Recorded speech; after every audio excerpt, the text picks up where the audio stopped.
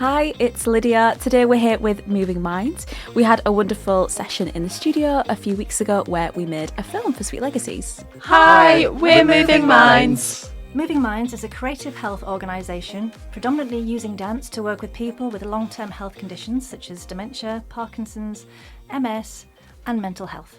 My name's Elaine Harvey and I'm the director of Moving Minds. My name's Stephen Way. I'm one of the co-facilitators of Moving Minds. I've been with Moving Minds right from the start.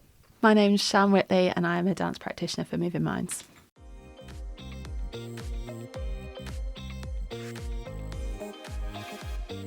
Well, Moving Minds is a creative health organisation. We're a not-for-profit.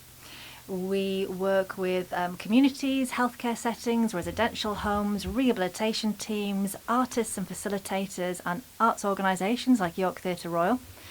We deliver a programme of largely dance-related activities out in the community, and we also co-create original artworks with people with lived experience of various long-term health conditions. And could you tell us a bit more about how you work? There's probably not a typical session, but what sort of happens inside one of our Moving Minds sessions? The sessions that run in healthcare settings, the Moving Minds sessions, we deliver on wards, in physio rooms and different locations in hospitals, rehabilitation units, and we step into the room usually with music playing, and we'll often have something moving in the space. We tend to use a balloon for this, and it's something that is already floating around the space, and then as patients are brought into the space, I tend to ask what sort of music that they like, if they've danced before, if they're a bit nervous, kind of settling them, and we then have a bit of a groove for about 45 minutes, which is really lovely. And then, so that's how they run in a healthcare setting. Every session's broken up into chunks of activity, so usually we have a series of 5 to 10 minute activities, some of which involve starting with seated activities, seated movement activities, which involve singing, music, dance, and then when people feel comfortable we move into the space. People may stand, people may work in pairs or in small group circles, so we use things like circle dance forms, we do things like mirroring. We use a lot of music and singing as well as dance, so it's very multimedia, and we really think very carefully about the cultural mix, so we have a wide range of different types of music and types of dance that we incorporate into the sessions, including anything ranging from things like circle dancing to very kind of free improvisatory dancing to even, we use tap even. So have a very wide range because we want to make it very inclusive and very diverse. I would say how we work is very context specific. So it depends on the group of people that are in the space at the time. And whilst we started off as a project that was exploring the impact of dance on people with dementia, we now work with people with various long-term health conditions. So that includes people with Parkinson's, people who are in recovery from stroke. We're just about to start a project at a hospice further north with people who are living with MS and people who are in recovery and remission from cancer. So it's a kind of broad spectrum of contexts and groups that we're working with. And so our approach is slightly different.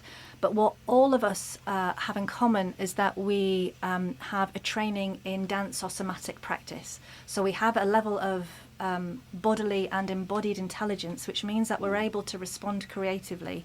We're not just going with a bag of tricks that's predetermined with a session plan.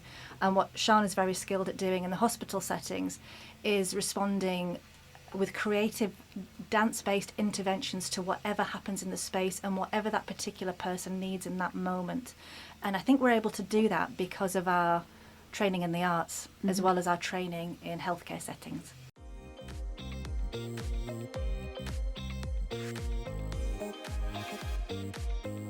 This might be a hard question, but why do you think dance and movement and creativity is so effective on such sort of a broad range of people? That's a huge question. Any ideas? Could be the whole Anything? podcast. I I think for me, in a setting in healthcare settings, there's a very tense environment. There's a lot of pressure. There's a lot of busyness. You've constantly got people running in and out, and music and movement and the flow of movement offers a quality that is slower.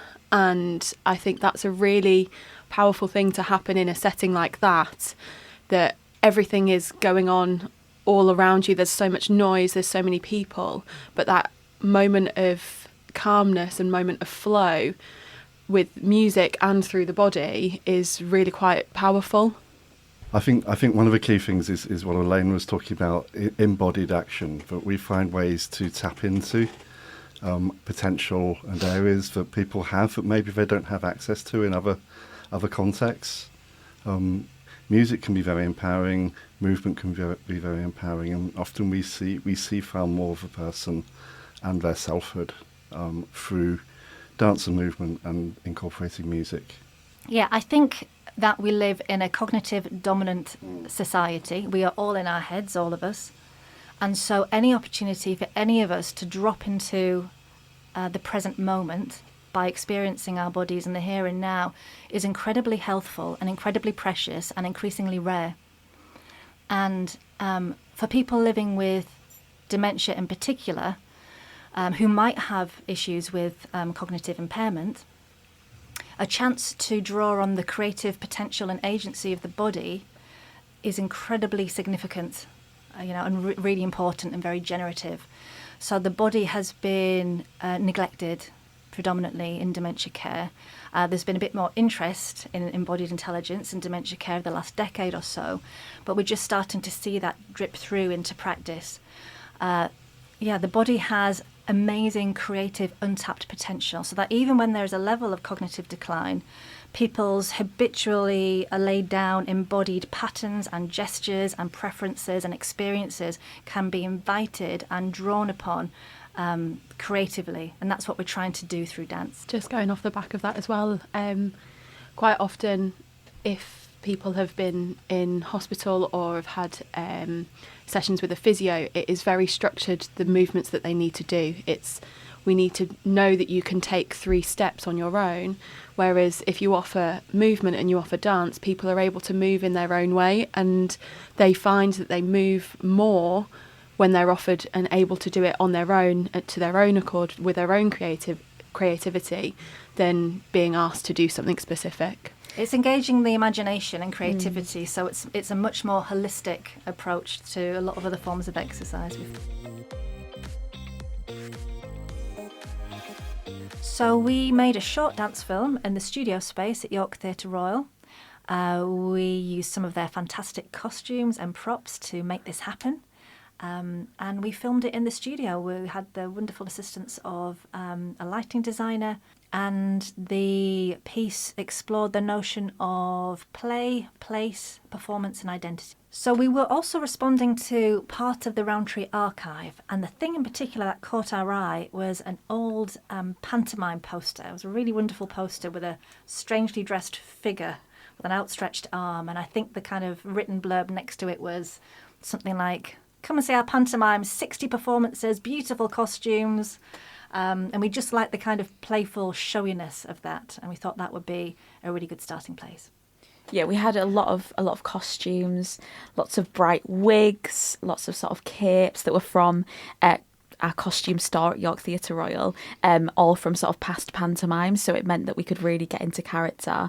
And I think you did a wonderful thing where you asked them to take pictures, and that was sort of in the style of how the Victorians might have had to do it. So some we were sort of, they were serious to camera, some were laughter, and that meant we could really capture lots of emotion coming from the characters for the film, which was beautiful. So we used these, they're kind of rescue blankets actually, those kind of foil type rescue blankets that people wrap around themselves after doing the Great North Run or something like that.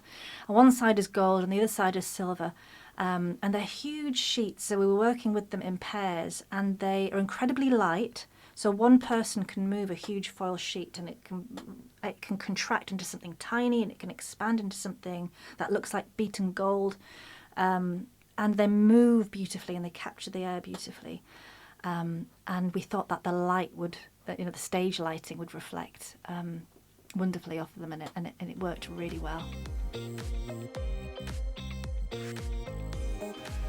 So Moving Minds joined the wonderful staff from York Theatre Royal in your studio space for the afternoon, and it was a glorious occasion, enjoyed by everyone. Firstly, we needed to make sure that the space was welcoming for the members of the group, and it absolutely was. We also had a lighting designer, Holly, there with us, a filmmaker, Jess, and wonderful photographer, James, and fantastic staff, Esther, from the York Theatre Royal team. And everyone joined together in an afternoon of, as Stephen said, play, imagination, creativity, dressing up, which is really what's at the heart of the group, is, instant composition, spontaneous creation, improvisation.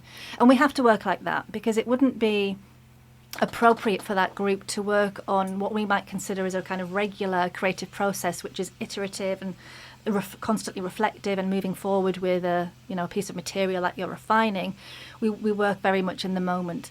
So we ran something like a regular Moving Mind session, but with some differences in that we had those wonderful bits of costume and different materials to play with, and we just created. All we need to do really ever, whether it's in the theatre or where we generally work, is to create the right kind of context. And the dances happen in the spaces between us, and they happened this time in response to the wonderful environment that York Theatre Royal had created. I think as well, using the costumes, everyone was able to develop almost a different persona. They were able to be a character. They were able to be somebody else for 30 seconds or the rest of the session. We had one gentleman that rocked a bright pink wig, and he ended up not wanting to take it off and kept it on for most of the session, which was lovely, and he really enjoyed that moment, and it created a bit of a laugh, and not something to joke about, but it was a moment that was humorous, and a moment that kind of lasted longer than just putting on a pink wig. I think also people were just being very dramatic. They were getting in role. They were putting on robes. They were putting on hats and turbans and all sorts of paraphernalia. And they then played that role, and they took on that role. And I think one of the things about Moving Minds is this creating a space for spontaneous interaction. We don't lead the group. We facilitate contexts that allow movement to emerge, and invite people to move and dance and to have fun and make a connection. And we saw that in spades in that session, that people were doing things that constantly surprised us, and that was good that we were able to enable that to happen. I had a wonderful moment when someone linked my arm and started singing a sort of showgirl song in my ear. We were doing kicks, and it was just the best time. Has anyone else, obviously Shine, you said a wonderful moment, has anyone else got any sort of highlights that stick in their mind? Because that'll definitely stay in mind for a while. We had a lady who was a little bit hesitant on her feet, and actually we brought her in a wheelchair. But as soon as she had the costume on and I linked arms with her, and she was carrying me around the whole room. We got up, we were moving very dynamically, and she was basically leading the whole time. I was just making sure that she was safe and that she was happy and making it into a dance. But it was just fantastic seeing her confidence in her movement and her joy in her movement. And she really came to life, and she was just full of smiles. We got some lovely photos of her as well. I think one of my highlights from the session actually didn't involve the costumes and didn't involve the props. We all found a partner, and we sat not too far from each other, facing each other, but with our eyes closed. And the only bit of contact that we had with each other was with the palms of your hands or with your fingertips. And it was a very, very powerful moment, because you felt the energy in the whole room shift. And it wasn't a shift in a negative way, and it wasn't necessarily a shift in any specific way, but you could feel that everybody was in the moment, in that space, connected with somebody else. And I think that was something really, really beautiful. And I think it brought out quite a lot of emotion for everyone. At the start, people were a little bit hesitant to have their eyes closed and were a little bit sceptical of what it actually was going to be with when you've got your eyes closed, because that's quite a vulnerable position to be in. And towards the end of it, there wasn't any sound. Nobody was having to talk to each other to guide each other, and just that slight touch of your fingertips you were able to move with another person without communicating with them. And I think that also links with one of the questions that you asked earlier, that's one of the reasons why we love to use dance, is because it's a movement, and it is an offering that doesn't need verbal communication. And for the groups that we work with, I think that's a really important factor, that not everybody is able to communicate with you in exactly the same way. That I think, I don't know the way to describe it. I think it's a different kind of listening. In that moment, we were listening through our hands, weren't we? Yeah, listening sure. in an embodied way. That was kind of beyond hearing, beyond ears, and I think that's very precious and very important for people who live alongside people, someone with a diagnosis as well, to listen in that different way. And I think that's what the sessions also give the people who don't have the dementia-related diagnosis but are supporting and loving and living alongside someone who does. We actually saw some, because we do have a number of people that come to the group for the partners, and we saw some lovely, very intimate dances and connections and hugs and just glances, and that was really beautiful to see as well. And people being in touch with each other on a sensuous level, I think that's really important as well, and people being able to feel I can be a sensuous human being. I think that's very empowering for people with not just conditions like dementia, but also Parkinson's as well, where often I think people feel a kind of disconnect from their bodies because it feels like you're at war with your body, but actually being able to feel I can still be a sensuous person, I can still be a person who can express my feelings through movement, it is really powerful. And it moves the body away from being that kind of overly medicalised sort of clinical subject, which is what tends to happen when you get a diagnosis of any kind. I think for some members of the group, it would have been the first time they were walking through the doors of York Theatre Royal in a number of years. And it'd be interesting, actually, for us to find out if it was the first time for anyone that they were entering that space. I do happen to know that for a couple who came, it was the first time that they'd been able to come into the city for about 4 or 5 years. And that's simply because, York Theatre Royal were able to help them get there. So that was very special for them, just to come back into their city and come into the theatre. There was a moment in the afternoon where we did something where everyone was facing forward and I was at the front looking and supporting the activity. So I was sort of like I was in the audience looking at everyone on the stage, and that felt really powerful. I think because in that moment everyone was looking at the seats, and although the seats weren't full because we didn't invite an audience in, there was just, it felt to me like there was a recognition that they were in a position of visibility, and that felt incredibly powerful. I think as well what heightens that is being in a studio space. The sessions that we run regularly are in community spaces, and being in a theatre space, being in a studio space with lighting and black curtains, it really kind of changed the environment that we're used to working in. And I think having just like lights on you, it's completely different. You almost become a more heightened version of yourself because you feel like you're performing because there is lights on you. And I think we did see that. I think we saw people becoming performers as well as dancers, which was really, really nice.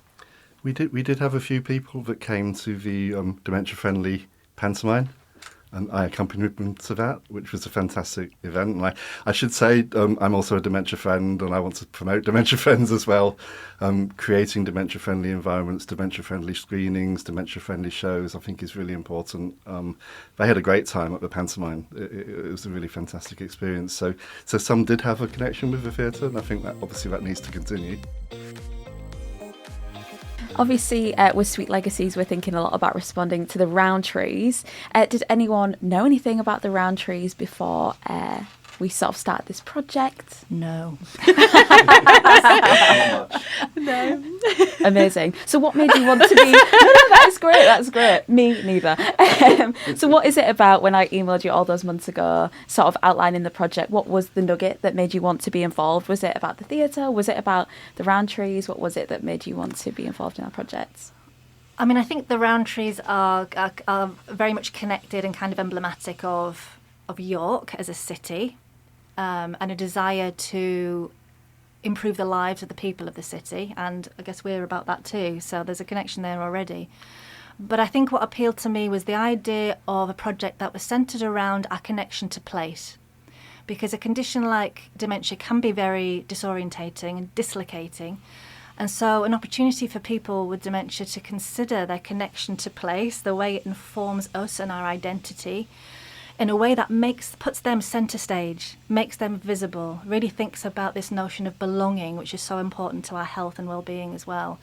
It seemed like a wonderful opportunity, and it was.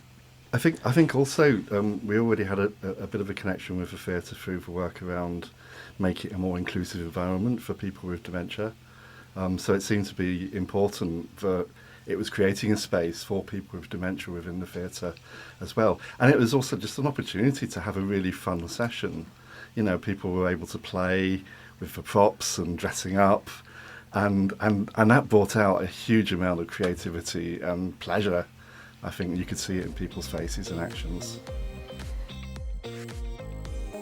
So that leads me on to ask, if we were sort of continuing the partnership between York Theatre Royal and Moving Minds, say we were doing Sweet Legacies Part 2, if you were dreaming big, what would you want that to look like? I mean, something that comes to mind, as Sean said, something quite magical happened when people were playing with the costume.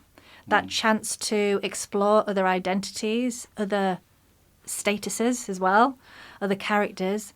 So, I don't know, off the top of my head, some kind of theatre package that goes out, like a little satellite gift from the theatre to community groups of stuff that they can play with and send back and document the results of that play, or come and play with us. Our ambition really with all of our groups is to carry on making original work. That's kind of what we do. We come to this largely as makers. So the opportunity to make work, to stage work, or to share a screening at York Theatre Royal would be a fabulous thing. Or even to perform live would be really good. Yeah, and also, I mean, we use a lot of music from shows and musicals and things as well. So bringing some of that into it, maybe having some themes based around, I don't know, My Fair Lady or something like that, I think would be really, really nice. We have a lot of very popular kind of show music that we use. Not Mary Poppins, Sound of Music, things like that, you know. And we have a lot of good singers as well, so I'm sure people would want to stand up and sing. It is our 10-year anniversary this October. Happy birthday. Thank you very much. So we're very excited. We are currently planning a big celebration. So to continue our partnership with York Theatre Royal, for you to have some involvement in that would also be splendid. Sure. I think the immediate response to being in the theatre speaks volumes. Everybody was excited to go. Everybody wanted to be there. I think more people made the effort to go because they saw it as such an exciting opportunity. And I think that says a lot about the experience and about being able to do something like that. And afterwards, everybody came out with this energy that they knew that what had happened was something really quite special. So I think that says a lot about what we were able to do. I mean, I had one participant say to me, what a wonderful afternoon that was. And that was a week after it happened as well. So it was wonderful that had stuck with her. I think that it was the opportunity to be creative. I think there's an assumption about people with dementia that they're perhaps not capable of being creative, of being imaginative in that sense. And we know in the work that we do every day with people that that's a complete misrepresentation. So to be in that context, to be in that professional context, creating something alongside working professionals, filmmakers, photographers, lighting designers, reaffirmed for the group that they matter, that they are seen, and that they, like all of us, are capable of being creative and being responsive and being artful. So it was really valuable.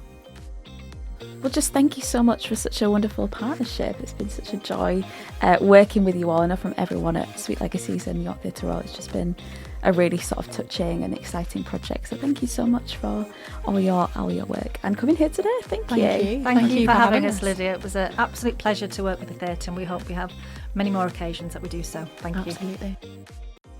That's all for today. Tune in to the next episode to find out what we've been up to.